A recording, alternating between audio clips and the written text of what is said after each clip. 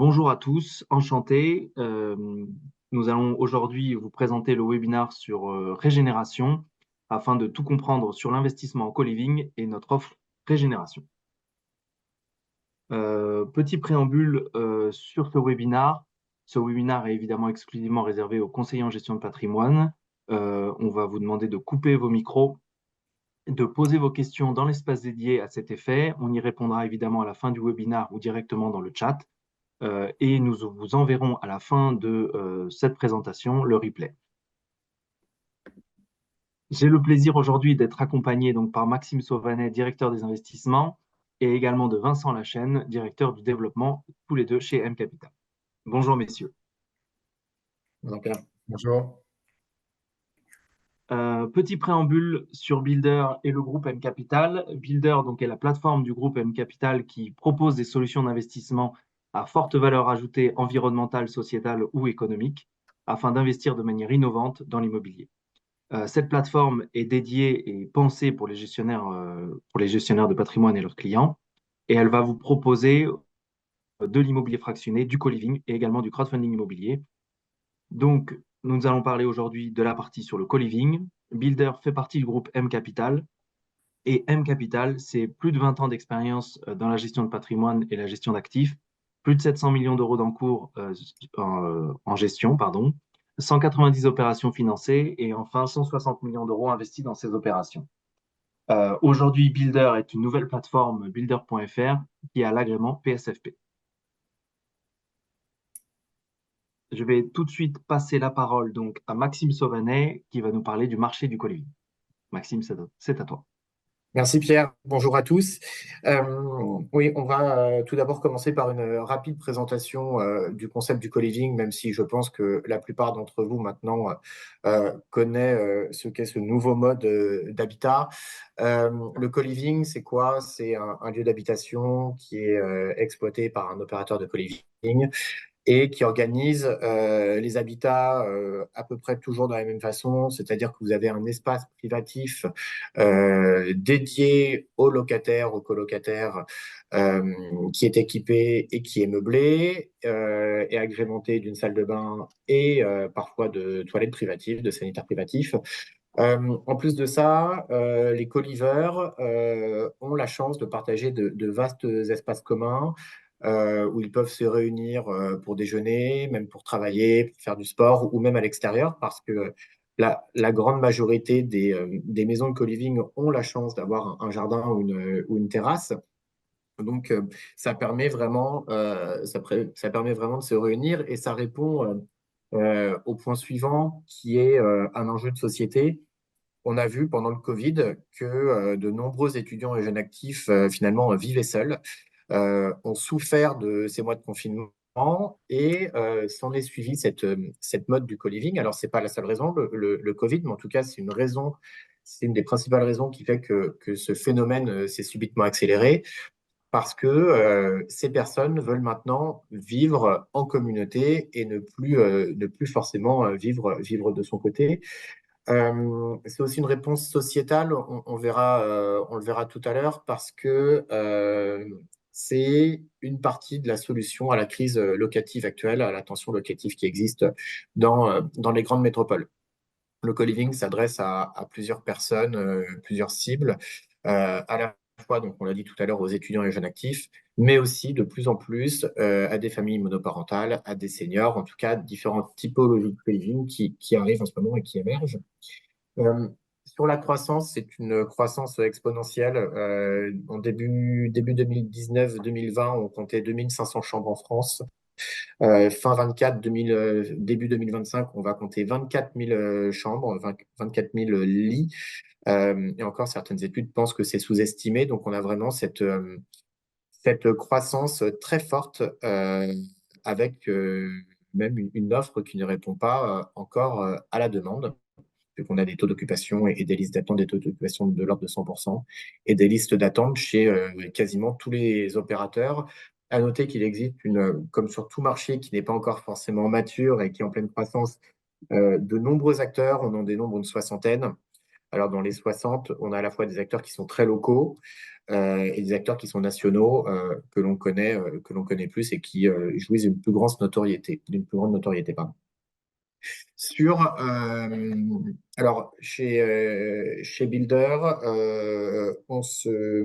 et chez Régénération Group, on se concentre sur des maisons, sur la réhabilitation de maisons, de grandes maisons qui font généralement 200 à 600 mètres carrés, euh, que l'on réhabilite totalement. On n'est pas sur de la VFA ou sur du neuf. Pourquoi? Bah parce que, premièrement, il y a une suroffre hein, sur cette typologie de maisons pour plusieurs raisons qui sont les trois bullet points que vous voyez ici. C'est premièrement la loi climat hein, qui oblige aujourd'hui les propriétaires à réaliser des travaux lourds parfois sur ces maisons-là pour les céder ou en tout cas pour les louer. Ensuite, c'est la taille des maisons. La taille des maisons aujourd'hui qui n'est plus forcément celle recherchée par les familles et par les ménages. Ce sont des maisons qui sont difficiles à entretenir, difficiles à chauffer, donc les charges sont très élevées. Et la démographie montre que les familles nombreuses sont de moins en moins présentes, existent de moins en moins, avec des couples qui ont parfois un à deux enfants au maximum. Et donc, ces maisons-là ne font plus partie du scope de recherche des familles. Et le troisième point est le point que vous connaissez tous aujourd'hui, qui est la hausse des taux d'intérêt, ce qui fait que les taux d'intérêt, soit vous faites une croix entre guillemets sur la localisation, soit vous faites une croix sur les surfaces, et de fait, les surfaces aujourd'hui à l'achat diminuent. Ensuite, Pierre, je crois que c'est toi qui as la Oui, main. merci beaucoup Maxime pour cette partie marché. Je vais passer du coup la parole à Vincent Lachaine pour vous présenter l'offre Régénération du groupe M Capital. Vincent, c'est à toi. Merci Pierre. Alors effectivement, sur l'offre régénération, si tu peux passer. Ouais, super. Donc, on illustre complètement ce que vient de détailler Maxime. Encore une fois, on est sur des grandes maisons. Donc, on fait plusieurs choses dans ce concept régénération. On fait à la fois l'acquisition, on fait également la rénovation de ces actifs. Donc, on va choisir dans cette solution entre 15 et 20 maisons dans Paris intramuros, en première couronne parisienne et aussi dans les grandes métropoles françaises. Maxime le montrera tout à l'heure, on a déjà un beau track record établi sur une typologie d'actifs tout à fait comparable. Et puis ces maisons, en fait, notre idée, c'est vraiment de créer de la valeur par le changement d'usage d'actifs, c'est-à-dire qu'on passe d'un actif résidentiel traditionnel à une résidence de co-living. Donc même si on est sur un sujet marchand de biens, on n'est pas sur un sujet de marchand de biens équivalent pari passu entre deux besoins similaires. Cette solution régénération est un club deal accessible à partir de 100 000 euros. Donc, ce n'est pas forcément adapté à tous vos clients, mais on est plutôt sur la tranche la plus haute de votre clientèle. Le rendement attendu sur cette solution est de 11% net annualisé, versé in fine. Là, ce n'est pas une solution de distribution comme on vous en a parlé régulièrement avec Pierre sur la gamme Rent. La durée de la solution, et ça, on va le voir que c'est un énorme atout, elle est de 36 mois. Donc, on est sur une durée assez courte. Et au point de vue du besoin client que vous pouvez adresser avec Régénération, vous pouvez à la fois être éligible, enfin c'est une solution plus précisément éligible au report d'imposition, donc le fameux 150 0 BTR pour lequel on fait aussi d'autres formations. Et dans cet univers du 150 0 BTR, une solution qui concilie une durée courte de 3 ans qui est basée sur un sous-jacent actif tangible avec la thématique co-living et un rendement attendu de 11% par an, il n'y a pas vraiment d'équivalence. Donc c'est vraiment un produit très différenciant que vous pouvez aussi adresser dans le cadre du régime mère-fille et également au cadre, c'est une augmentation de capital, hein, c'est une SAS qui fait une augmentation de capital. Vous êtes également éligible pour vos clients au PEA-PME ou au PEA traditionnel. Merci Alors, Vincent. comme on l'a évoqué, notre rôle aussi chez M Capital et chez Builder et Régénération Group, c'est évidemment de faire gagner de l'argent à vos clients, sans quoi, évidemment, on n'aurait pas d'intérêt. Notre proposition de valeur, ce serait une autre proposition de valeur. Mais le but pour nous, c'est à la fois de maintenir des actifs de qualité dans les grandes métropoles et dans leur périphérie.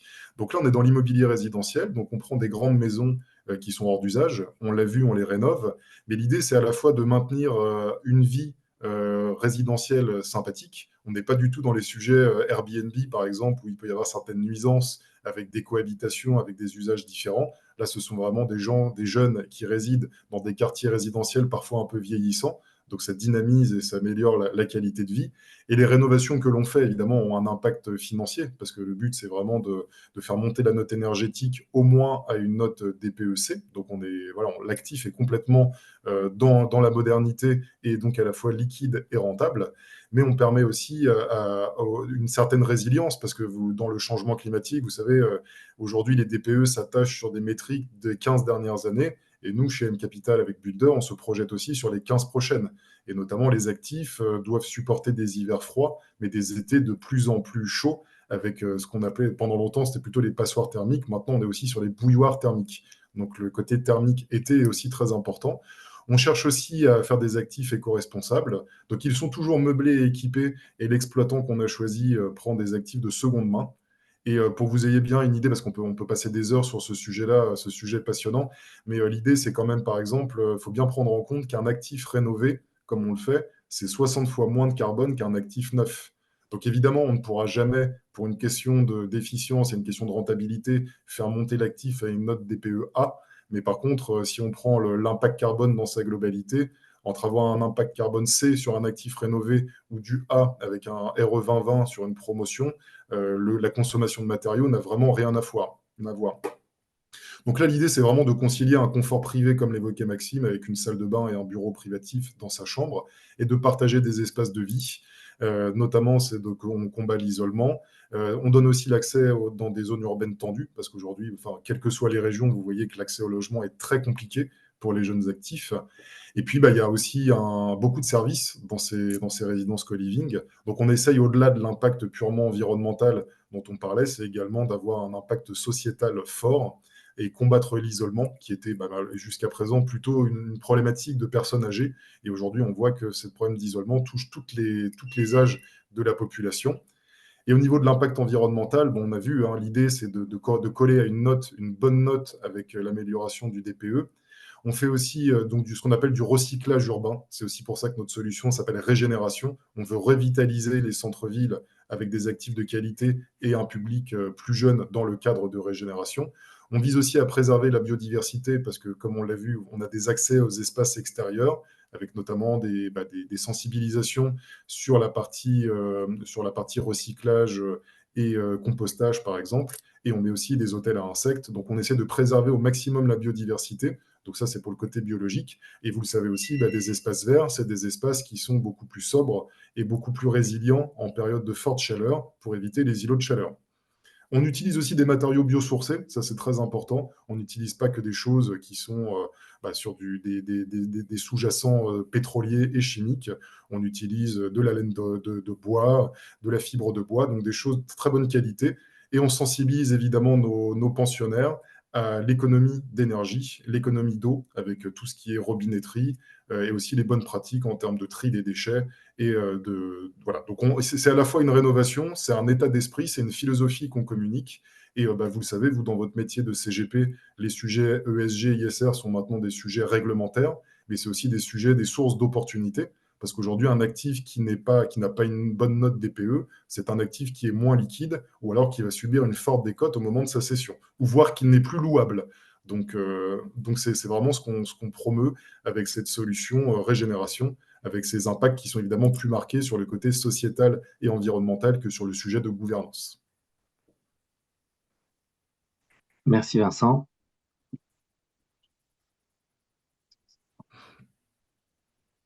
Un petit exemple de réalisation, je vais repasser la parole à Maxime qui va nous parler donc d'un actif qu'on a travaillé dans Paris 19e arrondissement. Oui, tout à fait. On a souhaité vous illustrer un exemple d'une récente réalisation. C'est un actif qui est situé dans le 19e arrondissement, passage du Monténégro pour ceux qui connaissent. C'est un joli passage piéton avec une rue pavée, une ruelle pavée. Et on a fait l'acquisition d'une maison de 520 mètres carrés, avec 500 mètres carrés de jardin en plein Paris, très joliment paysagé. Et dans cette maison, on a installé 22 chambres. Donc, Encore une fois, quand on parle de chambre, on ne parle pas que de chambre, hein, on parle de chambre, salle de bain, sanitaire pour la plupart des chambres, et donc ces grands espaces communs. Là, ce qui est important de voir, c'est premièrement les travaux qui ont été faits sur l'isolation, le double vitrage. Deuxièmement, le soin tout particulier qui a été apporté au choix du mobilier, au choix des équipements, au choix des accessoires. C'est quelque chose qui est de plus en plus recherché aujourd'hui par les coliveurs. Et de fait, comme il y a de plus en plus d'exploitants, la concurrence est de plus en plus pointue. Et les coliveurs le savent parce qu'ils vont souvent visiter plusieurs maisons. Et ce qui est intéressant aussi, c'est de voir que finalement, des maisons à réhabiliter, qu'elles soient sur 10 chambres ou 22 chambres, ça fonctionne tout aussi bien. Le but étant de respecter les ratios qui sont importants, qui sont de l'ordre de 20, de 19 à 21 mètres carrés si on rapporte le ratio de surface à une personne. Et si on se focalise uniquement sur les espaces communs, on parle généralement de 5 à 7 mètres carrés par personne. Ensuite, on peut peut-être avancer et vous montrer la localisation de nos différentes acquisitions, de nos raisons d'acquisition. Là, c'est un premier portefeuille qui a été développé avec l'exploitant Tendors avant que l'on enchaîne sur un deuxième portefeuille que l'on appelle Régénération 1. Ici, ce premier portefeuille a fait l'objet de 13 acquisitions, exclusivement Paris Intramuros et Première Couronne, comme vous le voyez, et alors à part Créteil, pour les puristes. Ce qui est important de savoir, ce qui est important de bien regarder, c'est que toutes ces maisons ont un accès métro à proximité. Ça, c'est quelque chose qui est très important pour nous, pour plusieurs raisons. Un, pour la valorisation de nos actifs, parce que être à côté d'un métro, j'enfonce un peu des portes ouvertes, mais être à côté d'un métro, c'est garantir une certaine liquidité de l'actif, une certaine valorisation en tout cas. Et deuxièmement, c'est penser à sa commercialisation, parce que les jeunes actifs et étudiants doivent avoir accès facilement à leur maison. Et donc, c'est un point qui est très important. Au-delà du métro, il arrive que l'on fasse quelques concessions, mais dans ce cas-là, on doit toujours être près d'un transport ferré et non pas être dépendant que de bus ou de voitures. On met aussi l'accent de plus en plus sur la mobilité douce, parce que dans chacune de nos maisons, on a maintenant des parkings à vélo ou à trottinette, parce qu'on se rend compte que nos locataires sont de plus en plus sensibilisés à ce type de mobilité et surtout en ont l'usage. Ensuite, on va vous parler un peu de notre track record qui est très bon. Sur les 18 opérations de co-living qui ont été réalisées, donc il y a les 13 que vous venez de voir et puis 4 autres acquisitions qui ont été faites. Toujours Paris, Première Couronne ou même province. On a un actif à Nantes qui a ouvert récemment. On a aussi fait l'acquisition d'un deuxième actif à Nantes, un actif à Lille. Donc voilà, on se déploie en région et avec en grande priorité les 10 premières métropoles françaises.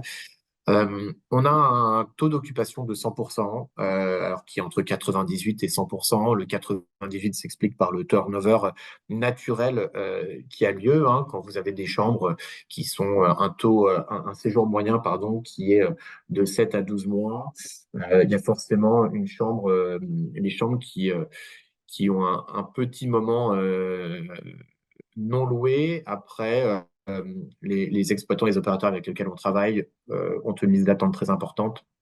Et c'est juste histoire de mettre un coup de frais qui explique ce léger turnover. En termes de TRI, c'est ce qui importe aussi vos clients, évidemment, au-delà de comprendre quel est le concept et au-delà de comprendre également et d'appréhender les impacts ESG. Il y a maintenant cette dimension financière où on vise un 11% de TRI qui se décompose de la manière suivante, ce que vous avez sous les yeux. Donc 6% qui est donc la grande majorité du TRI dont la performance se base sur la plus-value à la revente, à la cession. Donc la différence entre le prix de revient, notamment donc achat-rénovation, et le prix à la revente. Je l'ai déjà expliqué lors du précédent webinaire ou dans d'autres vidéos. On a 4 leviers de création de valeur sur ces actifs-là. On a le premier levier qui est acheter pas cher. Le deuxième levier qui est la rénovation de la maison et le gain de sa performance environnementale. Le troisième levier qui est la location à un exploitant de qualité qui a déjà fait ses preuves avec un track record intéressant. Et le quatrième levier qui est bien vendre. Ensuite, vous avez 3% du TRI qui est du fait de l'effet de levier, pardon, que vous connaissez tous, et le 2% d'exploitation qui est le loyer qui est versé pendant la période de détention notamment. Voilà. Alors, vous expliquez pourquoi aujourd'hui on achète pas cher. Donc, c'était le premier levier dont je vous ai parlé tout à l'heure. Il y a 3 points. Le premier point, c'est évidemment l'obsolescence de ces grandes maisons de ville qui sont, alors Vincent parlait de passoires thermiques qui sont des passoires et des bouilloires thermiques qui sont très compliquées à chauffer, très compliquées à refroidir et qui finalement sont un gouffre financier. D'autant plus, je fais une petite parenthèse, mais que de nombreuses grandes maisons, sont encore chauffées au fioul, avec une augmentation du fioul ces dernières années assez exponentielle, assez drastique. Et certaines de ces maisons ne sont plus chauffées totalement maintenant parce que les propriétaires arbitrent de ne chauffer que le rez-de-chaussée et le premier étage, par exemple. Et donc, on a ces maisons qui s'abîment de plus en plus. Ensuite, on a cette tendance baissière sur le marché que l'on voit tous maintenant depuis la hausse des taux et la crise. Et on a ce troisième point, ce troisième effet de négo qui est là dû au fonds Régénération 1 et à la dette senior pardon, que l'on a négocié avec le groupe Elia, donc Caisse d'épargne, et auprès de 4 caisses d'épargne régionales. Donc, on arrive sans condition suspensive de financement, ce qui est un véritable atout aujourd'hui, surtout sur ce gabarit de maison, pour pouvoir négocier à la baisse nos maisons. J'anticipe peut-être une question de tout à l'heure, mais on se base toujours sur une valorisation qui est faite par un expert immobilier, qui est agréé expert immobilier, et on a comme objectif d'acheter toujours moins cher que cette valorisation, souvent de l'ordre de 20 à 25%.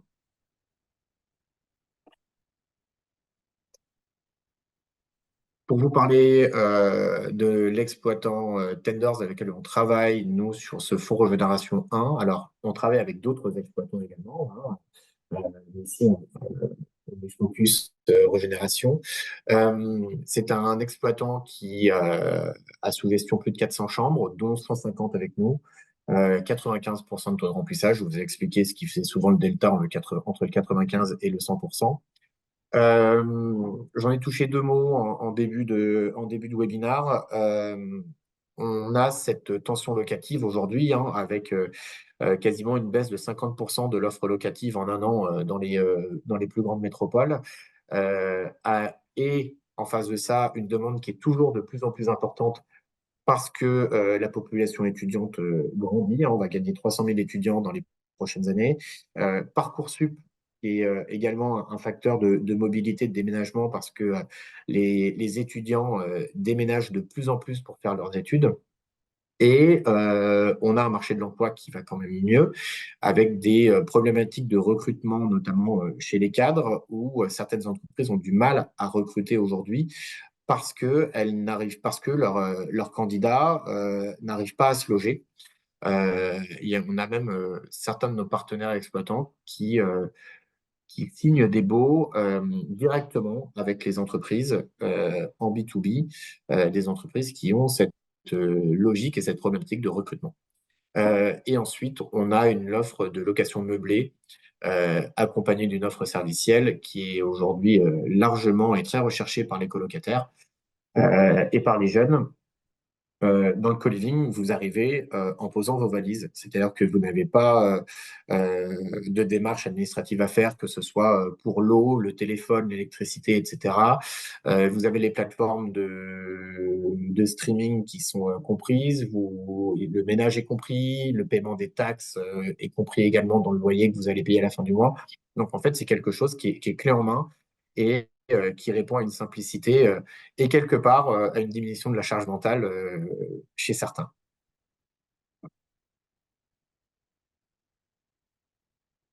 Merci Maxime. Je vais repasser la parole donc à Vincent Lachaine pour faire une synthèse donc, de l'opération Régénération. Oui, bah vous l'avez compris, en fait, c'est vous contribuez avec M Capital parce que pour compléter ce qu'on évoquait avec Pierre tout à l'heure sur la société, on est une société à mission, on est labellisé Bicorp. Donc notre objectif, c'est de concilier sens et rentabilité. Et Régénération bah, cumule tous ces atouts. On est dans l'univers de l'immobilier résidentiel et on l'a vu sur l'année 2023, ça reste quand même la classe d'actifs la plus résiliente parce qu'on parle beaucoup de résilience aujourd'hui, mais la résilience financière aussi de ces actifs est restée forte par rapport aux bureaux notamment. On voit que l'immobilier résidentiel reste tout à fait cohérent. Donc l'objectif pour nous, alors vous voyez qu'on a 14 millions d'euros d'enveloppe, aujourd'hui on en a un peu plus de 10, mais on a en tout 34 millions d'euros à déployer. Parce que comme ça a été évoqué, on a une dette bancaire de 20 millions d'euros complémentaires. Donc ce sont ces 34 millions d'euros qui vont permettre l'acquisition, la rénovation et l'exploitation de 15 à 20 maisons. Donc, d'ailleurs, les acquisitions ont déjà commencé pour les investisseurs qui nous ont suivis depuis quelques mois. L'argent ne dort pas chez M Capital, l'argent travaille. Donc, les acquisitions ont déjà été faites, les travaux sont en cours. Et ces maisons, une fois qu'elles sont rénovées, sont positionnées en espace de co-living, qui est vraiment une tendance lourde, qui vient des pays anglo-saxons, comme on l'a vu sur la partie introductive, mais qui aujourd'hui répond à des besoins majeurs. D'autant plus qu'on peut, pour repréciser les choses, sur la partie promotion, il y a beaucoup moins d'actifs qui sortent. Donc forcément, il y a un report sur l'ancien, sur le résidentiel. Donc on est vraiment aux premières loges pour faire profiter d'une belle opportunité à vos clients. Cette opportunité, donc on l'a vu, est accessible à partir de 100 000 euros, ce qui est un montant différent de ce que vous connaissez sur Builder classique. L'objectif de rendement est de 11% net de frais. Alors encore une fois, ce 11% est in fine sur la durée de 36 mois. Il n'y a pas de distribution sur cet actif. Le support, et c'est pour ça qu'il est éligible à toutes les fiscalités qu'on a vues en dessous, il est notamment au remploi de plus-value de cession, donc le 150 0 BTR, c'est que le support, ce sont des actions ordinaires. C'est-à-dire que la SAS Régénération fait une augmentation de capital, complétée d'une dette bancaire de 20 millions d'euros, et ce sont ces 34 millions d'euros sous forme d'actions qui vous donnent l'éligibilité à ces différents montages. Donc pour le régime Murphy, ça peut être une très bonne solution aussi. Et puis le PEA ou PEA-PME, pour des clients qui ont déjà cristallisé des plus-values sur des actifs plus traditionnels sur les marchés qui sont très hauts, parce que là, du coup, il y a, comme on l'a déjà vu, Maxime l'a évoqué, il y a déjà eu une correction sur certains actifs en résidentiel. Ça peut être une solution intéressante aussi pour faire tourner et diversifier ce que vous avez déjà fait avec vos clients dans le cadre du PEA ou dans le cadre du PEA-PME. Donc, c'est vraiment une solution très différenciante de que vos clients, par rapport à des acteurs, banques privées notamment. Cette solution, notamment en remploi de plus-value de cession, est vraiment très différenciante, avec de grandes qualités techniques, de grandes qualités environnementales, sociales. Et puis, la rentabilité, vous voyez, n'est pas du tout en second rang, parce qu'un TRI attendu de 11%, évidemment, ce ne sont pas des métriques que vous pouvez retrouver dans des fonds de private equity plus traditionnels, mais la durée et le risque ne sont pas du tout les mêmes non plus. Donc, on a une solution cohérente à vous proposer. Et bien évidemment, on va développer après l'aspect question, que l'on espère nombreuses et variées. Et on sera évidemment disponible avec Pierre, les deux forces commerciales de M Capital, pour répondre au-delà de ce webinaire à toutes vos questions. Et bien justement, merci Vincent pour cette transition. On a déjà deux questions au moins. La première, du coup, est comment analysez-vous la baisse de l'offre locative dont vous venez de parler? Je peux peut-être en parler si tu veux, Oui, je pense que Maxime. Ouais. Pierre. Alors, comment est-ce qu'on analyse la baisse de l'offre locative? Alors, à mon sens, il y a plusieurs raisons qui se complètent, qui ne sont pas toutes principales, mais en tout cas qui se complètent bien et tout additionné les uns les autres fait qu'on a cette baisse de l'offre locative. La première, c'est les classes F et G qui sont aujourd'hui interdites à la location et qui représentaient une part assez conséquente des biens mis hier, en tout cas sur le marché locatif, les studios, les chambres étudiantes, etc. Et donc aujourd'hui, ces actifs-là ne peuvent plus être loués sans en tout cas avoir réinvesti de l'argent pour les rendre plus performants. Le deuxième point, à mon sens, c'est la baisse de l'investissement locatif en France due à la hausse des taux d'intérêt. Il y a de moins en moins de personnes qui peuvent aujourd'hui prétendre à faire de l'investissement locatif, à acquérir des biens pour les louer derrière. Et ça, je pense que c'est peut-être l'argument principal. On le voit aussi dans les chutes des ventes en LMNP depuis quelques mois maintenant. Ça, ça traduit assez bien quand même le contexte actuel. Ensuite, il faudrait ajouter deux points, surtout dans les métropoles touristiques, le Airbnb. Beaucoup d'investisseurs locatifs préfèrent louer à la nuitée ou pour des courts séjours touristiques. Euh, donc des appartements ou des studios qui étaient loués il y a quelques années à des étudiants sur des baux plutôt d'un an, euh, aujourd'hui sont loués nuit par nuit et ça participe à la baisse de l'offre locative et à cette tension. Et le dernier point que l'on voit un petit peu maintenant, euh, c'est un peu un cercle vicieux. C'est-à-dire que comme il y a une baisse de l'offre locative, certaines personnes qui sont aujourd'hui dans des chambres, qui louent aujourd'hui des chambres et des studios, quand elles peuvent s'absenter 1, 2, 3 mois pour des missions, avant elles donnaient congé aux bailleurs et finalement aujourd'hui ces personnes-là préfèrent payer des loyers pour un appartement vide, entre guillemets, sur 2, 3 mois, pour être certain de pouvoir récupérer et de pouvoir toujours habiter ce studio ou cette chambre à leur retour. Et donc voilà, je pense que c'est un petit peu de tout cela, mais la raison principale étant la baisse de l'investissement locatif. Très bien. Merci beaucoup, Maxime, pour cette réponse. Deuxième question, un peu plus précise pour le coup. Pouvez-vous nous donner le prix de la location d'une chambre sur les opérations de Paris? Donc, ça, j'imagine évidemment que ça varie selon les opérations, Oui, mais oui. peut-être donner Alors, une il y a, fourchette. il y a Paris et Première Couronne, donc on sera Voilà. évidemment moins cher en Première Couronne que Paris Intramuros.